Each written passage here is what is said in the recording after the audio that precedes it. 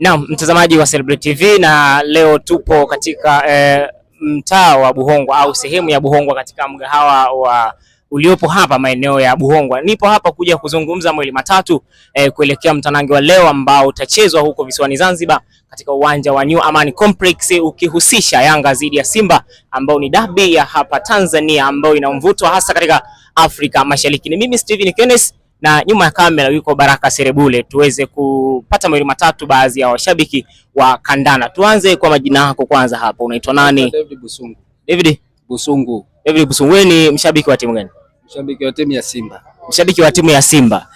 Timu yako unaiona vipi kwa hivi sasa ukitazama mechi za nyuma hapo awali, mechi 6 za nyuma umeweza kupoteza dhidi ya mtani wako? Hatuishi kwa ajili ya mechi iliyopita. Tunaishi kwa mechi inayokuja ambayo iko mbele yetu, kwa sababu tumejiandaa kwa mechi ijayo, sio kwa sababu ya mechi zilizopita. Kwa hiyo tunaenda kwenye dabi ambayo inachezwa Zanzibar. Mpira hautabiriki, mpira ni dakika 90. Wote tunaamini kila mtu atashinda kwa timu yake, lakini matokeo yote tunaweza tukawapokea sisi mashabiki wa Simba. Tuko tayari kufungwa, lakini tunatamani kushinda mechi ya leo ya saa 2. Sawa, ukiangalia kwenye kikosi chako kwa sasa kwenye sehemu ya ushambuliaji kuna Selemani Mwalimu peke yake. Ukimwangalia Jonathan Soa amepata matatizo, ameonekana kwamba anahusishwa au kuwa na njama za na timu ya Yanga. Unaona vipi kwa uwezo wa Selemani Mwalimu, ataweza kuifungua ile safu ya ulinzi ya klabu ya Yanga? Hatuishi kwa kuamini mchezaji mmoja. Mwalimu atapanga safu yake ya ushambuliaji kwa namna anavyoweza. Si lazima sana upange forward. Unaweza ukapanga viungo, namna utakavyoipanga unaweza ukaifungua timu na kupata matokeo. Kwani nchi nyingi sasa hivi wafungaji wamekuwa ni viungo, sio washambuliaji tena, kwa sababu mpira umetoka kwenye mshambuliaji asilia, umerudi kwenye mbinu sana. Hatujui Mwalimu amejiandaje huko, unaelewa? Tuko vizuri, naamini Mwalimu tunamwamini. Matatizo mengine haya yako nje ya uwanja, hatuyahesabu tena. Sisi tunaamini katika dakika 90 tutaziishi na kupata ushindi. Babu, uamini? Sawa, kwenye mchezo wa mwisho ambao mmeweza kucheza kwenye NBC Premier League, mliweza kusare dhidi ya Dodoma Jiji. Unapoelekea kucheza na mtani wako, na yeye mtani mechi ya nyuma aliweza kushinda goli 5, anaenda na confidence kubwa au kujiamini kwenye kuelekea mchezo wa leo? Tulivyojiandaa tunacheza na Dodoma Jiji, tulijiandaa kucheza na Dodoma Jiji. Sasa tunaenda tumejiandaa kucheza na Yanga, timu ambayo ni mtani wetu wa siku nyingi. Kwa usifikiri tulivyojiandaa kucheza Dodoma Jiji tutacheza hivyo hivyo tulivyojiandaa kucheza na Yanga. Alafu tunacheza Zanzibar. Tumejiandaa hivyo. Sawa, sasa tupatie kikosi chako ambacho unaona leo Yanga akicheza hapa uenda akafungwa hata goli 5 kama zile za mwaka 2012. Naonekana kwenye YouTube, nitatoa mbinu kwa adui. Naonekana kwenye YouTube, nitatoa mbinu kwa adui. Hapana, ni vizuri kama wewe mshabiki unaona kwamba timu yako sasa itaenda kucheza namna gani vipi? Mimi sio mwalimu. Mimi sio mwalimu. Naamini golikipa atakuwa ni mmoja, lakini wachezaji wengine wanaweza kuwa tofauti. Tunaweza tukaanza na Kapombe, leo tukaletewa Duchu. Mwalimu ameplani vipi? Inawezekana mwalimu akafikiri kwamba Kapombe anamfahamu sana Yanga, kaanza na mtu mwingine. Unaona, taaluma, mimi sio mwalimu, mimi sio kocha. Unaona? Lakini naamini katika Simba wote wanaweza kufanya jambo zuri. Unaona leo Yanga anakufa ngapi? Sina hakika, lakini nafikiri moja linatosha, kwa sababu moja hata 5.3. Sawa. Asante sana kwa mtazamo wako. Pia mtazamaji, tuelekee na mshabiki mwingine huyu hapa, tupate mawili matatu. Yeye anaitwa nani? Na hapa kwa uzuri naona kabisa kavaa jezi ya au ile t-shirt za walimu, chama cha walimu Tanzania. Kwanza mzee, tupate majina yako, unaitwa nani katika huu mtaa wa Buhongwa, sehemu ya Buhongwa? Majina yangu naitwa Fredrick Jamali. Fredrick Jamali, wewe ni mshabiki wa timu gani? Mshabiki wa Yanga kindaki. Toka mwaka gani? Mwaka siwezi kujua, lakini toka nikiwa mtoto mdogo, wakati wote tunasikiliza mpira redioni. Kipi kilikushawishi kuwa mshabiki wa Yanga? Kilinishawishi namna ambavyo Yanga ilikuwa inacheza mpira. Wakati huo kulikuwa kuna wachezaji kina San Frazalo, kina Tingisha, kina Mohamed Hussein. Tunawasikiliza redioni, tulikuwa hatuwaoni. Lakini namna Yanga ilivyokuwa inacheza mpira nilikuwa navutiwa sana. Unavutiwa sana? Nikawa navutiwa sana.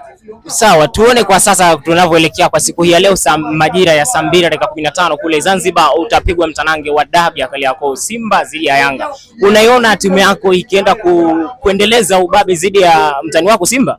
Kwa Simba ilivyo na Yanga ilivyo, kwanza hata kuwa na mjadala kuwajadili Simba sisi kama Yanga, ni vile tu kwamba kitu kikisha kuwepo, lakini Simba hatuwezi kuwa na mjadala wao kwa sababu ni watu ambao wameshazoeleka. Yaani ukienda kukutana ni kama mteja naye kwenda dukani kwake. Kwa najua kwamba bidhaa nayo ichukuaga kila siku ipo. Kwa maana tunaenda tunajua kabisa kwamba hawa ni wateja. Ni bidhaa ambayo tumeizoea. Kwa hiyo hilo sio mjadala. Kufungwa Simba sio mjadala. Umemhoji shabiki wa Simba, yeye mwenyewe anasema sidhani, kwa maana kwamba ni kitu ambacho ni kigumu kwake. Lakini sisi kama tulivyoonyesha kwamba tunakwenda kucheza dabi, tunapoelekea kwenye dabi lazima tuonyeshe kwamba tuko namna gani, tukampiga mtu 5. Unaziona leo 5 zikitokea tena? Yaani ndicho hicho wanachokiomba Simba. Wanajua kufungwa watafungwa, ndio maana wanasema sidhani, kwa sababu wanajua wanachokihofia zisifike 5. Kipi kinachokuaminisha kwamba sisi kama tukiwafunga hazijafika 5 hatujaona kama ni ushindi? Unaona kama ni ushindi. Kwa mkishinda 3, tukishinda 3 bado, kwa sababu tumezoea kushinda hizo 3. Ila sisi tunachokitafuta ni kutoka kwenye 5 kwenda. Simba ni mbovu. Ni mbovu vipi? Lakini kwa sasa ukiwaangalia mashabiki wa Simba wanadai kwamba pale wamesajili wachezaji ambao wakufanya kuja kuitengua ule utawala wa Dar es Salaam Young Africans. Kumwangalia mtu kama kina Oura, kina Olemba, wale wamesajiliwa kuja ambao wamekuja kuonekana kwamba ni wachezaji wazuri kwenye klabu ya Simba. Unajua mpira ni saikolojia. Mpira hauchezi uwanjani peke yake. Mpira unachezwa kwenye saikolojia. Klabu ya Simba inaweza ikamsajili hata Messi au Cristiano Ronaldo, lakini bado isifanye vizuri kwa sababu saikolojia yao haiko vizuri kutoka kwenye nini? Kwenye benchi la ufundi. Yaani management ya Simba ni mbovu, kiasi kwamba ile ubovu wa management ya Simba ndio unaowasili kikosi cha Simba. Kwa hiyo wachezaji hawana utulivu kwa sababu nyuma yao hakuna utulivu. Umesema kwenye baadhi ya wachezaji ambao hawana utulivu. Imeonekana kwa siku kama 4 nyuma hapa, kuna baadhi ya mchezaji wa Simba Jonathan Soa amehusishwa kwamba ana mahusiano na viongozi wa Dar es Salaam Young Africans, na mpaka sasa walipokuwa wanacheza mechi dhidi ya Dodoma Jiji alirudishwa Dar es Salaam kwenda kufanya uchunguzi zaidi. Na ndio maana nikakwambia kwamba nyuma ya klabu ya Simba, yani benchi la ufundi la Simba haliko vizuri.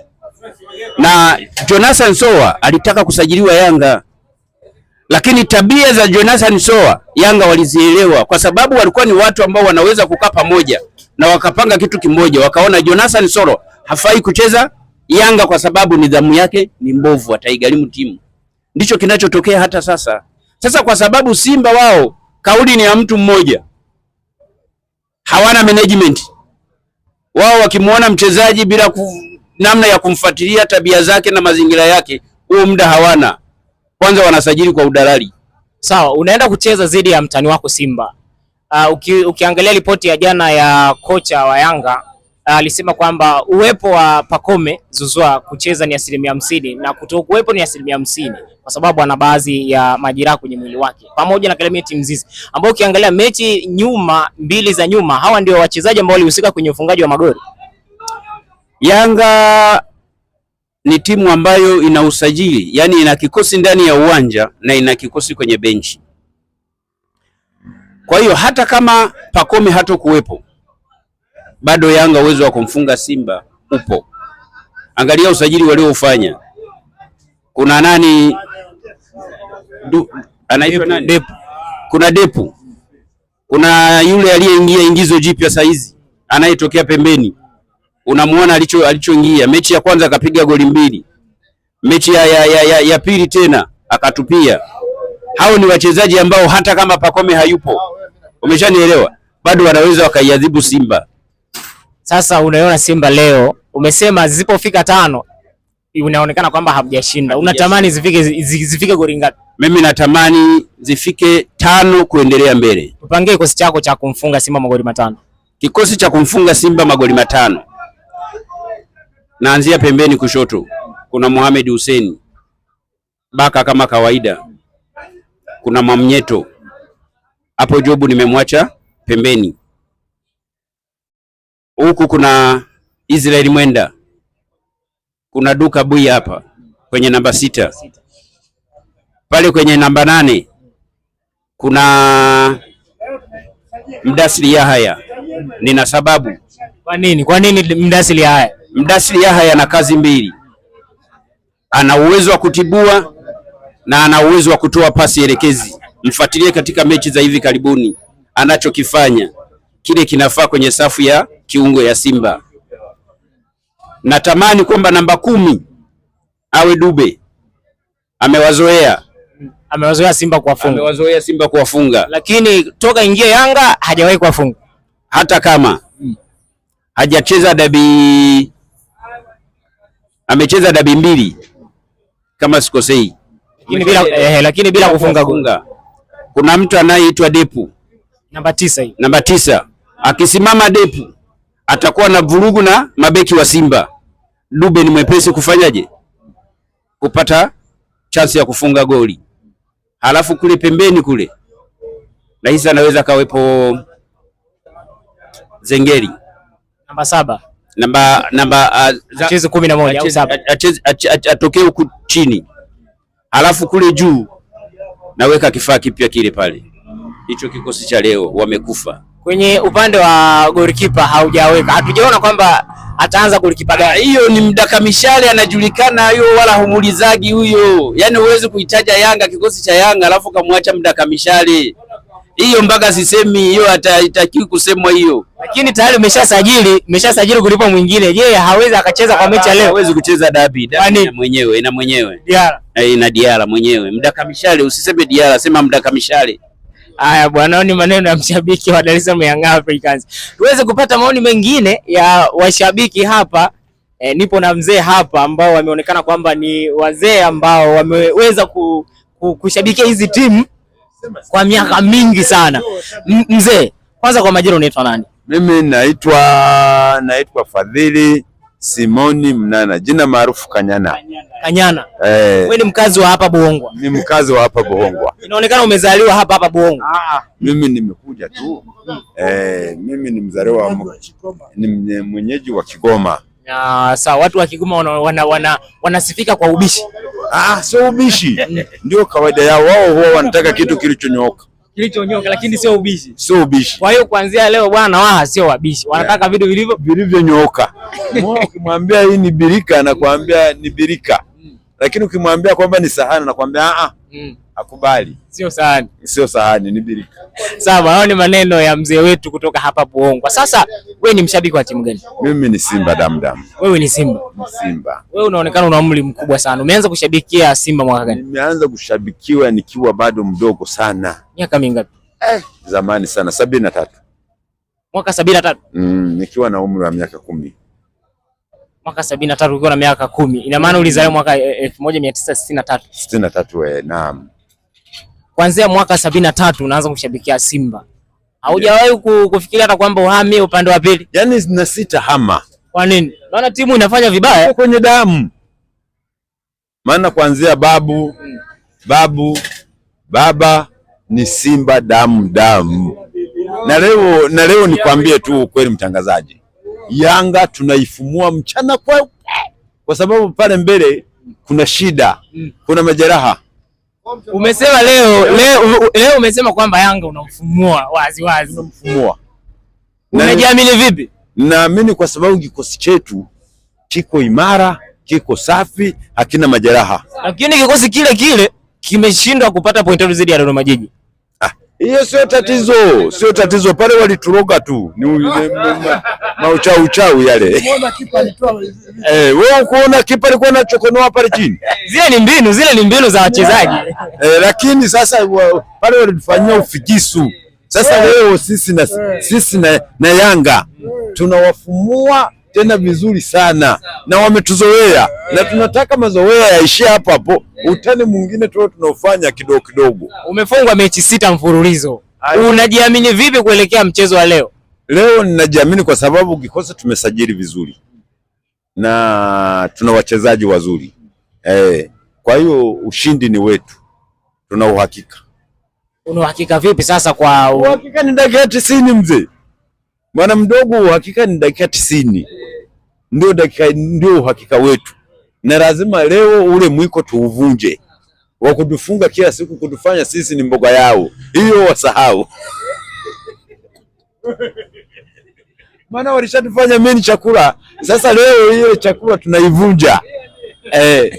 Mtazamaji, unasikia maneno Simba wamechoka kuwa mboga ya Yanga. Wanafanya miteke. Yani dagaa wabichi wale. Leo sasa tunavunja ule mwiko, na hatuna cha msalia mtume, na hatuna maneno mengi. Dakika 90 ndio zitakazoamua. Kwenye michezo ya ligi kuu umeweza kushinda, umeweza kupoteza mchezo mmoja dhidi ya Azam na umeweza kusare michezo miwili, lakini mpinzani wako unaenda kucheza naye leo ameweza kusare mchezo mmoja tu dhidi ya Mbeya City. Unajiona wapi au kikosi chako unakiona wapi kuelekea mtanange wa leo?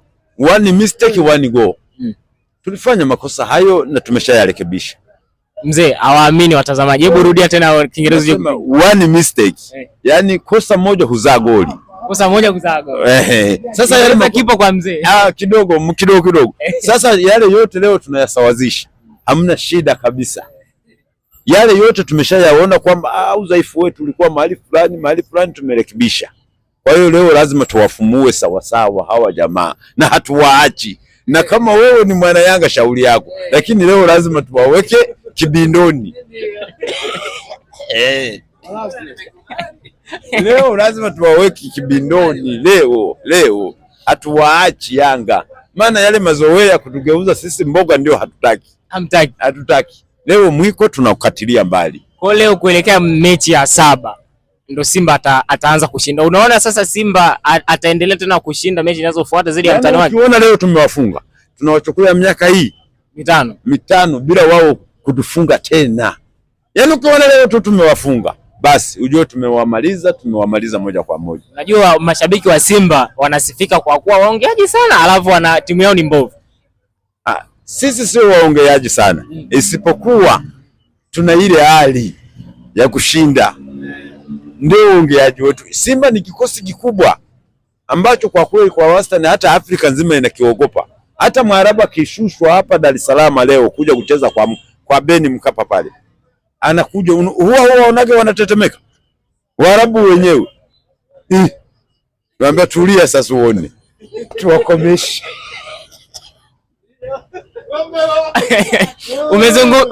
Umezungumzia kuhusiana na Waarabu. Tukirudi hapa wiki kadhaa nyuma hapa timu zetu za Tanzania zilikuwa zinatuwakilisha kwenye mashindano ya kimataifa kule, na wote wameweza kutoka kwenye hatua ya makundi. Hasa tuzungumzia kwenye upande wenu wa Simba, programs zilikuwaje au mashindano yalikuwaje, na pia nini sasa malengo ya washabiki hasa kwenye upande wa mashabiki kuelekea msimu unaofuata kuendelea kuwakilisha Tanzania? Wastani kwenye mashindano hayo tulifanya mistake, tulikuwa wabovu, tuliseme ukweli, hatukuwa tumejiimarisha sawa kulingana na hii misongo ya nyuma. Tumepigwa sana huku nyuma. Kwa hiyo ilipoingia hatua ile mtoano mara ya kwanza tukapigwa, tukapoteza step. Ndio maana tuliendeleza na ule muendelezo wetu, lakini tulijitahidi kiasi cha kutosha mpaka dakika hii. Lakini leo sasa hii ni dabi. Sasa tukio tunaelekea kumaliza. Unaona Simba ikishinda magoli mangapi? Simba kwa kawaida yetu leo sisi huwa hatupigi magoli mengi, maana ni timu kubwa. Kawaida yetu ni 3, 2, 4, tukienda sana ni haya 5. Basi tupangie kikosi cha kumpiga Yanga magoli 5. Kikosi ni kile, hatubadilishi. Wale wanaocheza mbele ni wale wanaocheza katikati ni wale wanaocheza huku nyuma ni wale. Hatubadilishi kikosi. Timu tunacheza na timu ndogo, wao ni wanafunzi wetu. Kimaanisha kwamba leo Selemani Mwalimu ndo atapewa mikoba ya kuifungua safu ya Yanga. Naam. Na tunawapiga. Na hatuna wasiwasi nao. Na hatuna shida nao kabisa. Hawa tunawaelewa. Labda kidogo waanze ule mchezo wa kuchokonoa goli tena. Hapo sasa kwa wastani huwa wanatushinda kwa hilo. Kwa kuchokonoa magoli mara wanaweka liazima linalingana na ngumi hivi. Hapo watatupiga. Lakini kama wakisema tuingie kimchezo, leo tunawafumua bila shida yoyote. Maana yeye huyu ndio mwenye mgahawa, tupate maoni yake. Yeye ni mshabiki wa timu gani kwanza, mwenye mgahawa? Ukweli kwanza unaitwa nani? Tuanze kwa majina. Mimi naitwa Kigufa. Kigufa? Ndio. Ni mkazi wa hapa Buhongwa? Mkazi wa hapa Buhongwa. Kutoka mwaka gani? Nani mimi? Muda mrefu sana. Ina maana ni mzaliwa hapa? Hapana, si mzaliwa hapa. Sawa. Mimi mzaliwa wa Kigoma. Sawa, wewe ni mshabiki wa timu gani? Mimi kiukweli kwenye mpira sipo sana, wala siwezi kueleza chochote kwenye mpira, ila kimtazamo kati ya hizi timu mbili ambazo zinakinzana inaonekana kabisa kuna moja inashinda nyingine. Sawa, uwezo hasa Yanga kwa sasa hivi, Yanga kiuwezo ipo juu sana kimpira kuliko Simba. Sawa, kwa hiyo huwezi kulinganisha Yanga na Simba. Ina maana hata kama Simba itatokea akamfunga Yanga, basi nisikilize mimi naongelea yani nachoongelea, sikiliza sasa. Naongelea mtazamo, si ndio hivyo? Sio ushabiki, mimi sio mshabiki, hapana. Na mpira mimi sijui kivile, lakini naongelea mtazamo kwa sababu hao watu wamekutana mara nyingi, si ndio hivyo? Tuache kukutana huko nyuma, tunaangalia msimu huu. Unaona katika formula ya kisoka, sawa? Inaonekana Yanga kabisa ipo juu kimpira kuliko Simba. Hata ukiangalia mechi zilizocheza Simba na alizocheza Yanga, Simba amekuwa akipoteza. Sasa unasemaje mjomba? Kwa hiyo kiushabiki, hata kama Simba atamfunga Yanga basi itakuwa ni bahati mbaya, yani kama amemuotea. Iko hivyo tu mjomba. Wewe leo utafly timu gani ikishinda? Hapana, mimi yoyote, kwa sababu mimi sio mshabiki wa mpira, sawa? Yoyote atakayoshinda mimi fresh tu, niko nomo. Unajua kwa hii miaka hivi karibuni kupata mshabiki kama wewe ambaye hana timu ndani ya Simba na Yanga ni vigumu sana. Kila kitu huaga ni maamuzi. Maana kila kitu huaga ni maamuzi. Mimi na ndio maana mimi mpira si ufuatili kivile. Kwa nini haufuatili mpira? Kwa sababu sina hobi nao. Hauna hobi nao? Sina hobi na ushabiki wa mpira. Sina hobi. Haya bana, hawa ni baadhi tu ya mashabiki wa Simba na Yanga ambapo tumeweza kupiga nao story 1 2 3 kuelekea mtanangi wa leo ambao utachezwa katika uwanja wa New Amani Complex kule visiwani Zanzibar. Lakini tuone yatatokea nini kuelekea mchezo ambapo utakaochezwa leo majira ya saa 2:15 kule visiwani Zanzibar, baada sasa ya kumaliza kufuturu pamoja na wale wenzetu wa Kwaresma. Mimi ni Steven Kenneth, nyuma ya kamera ni Baraka Serebure na hii ni Serebure TV.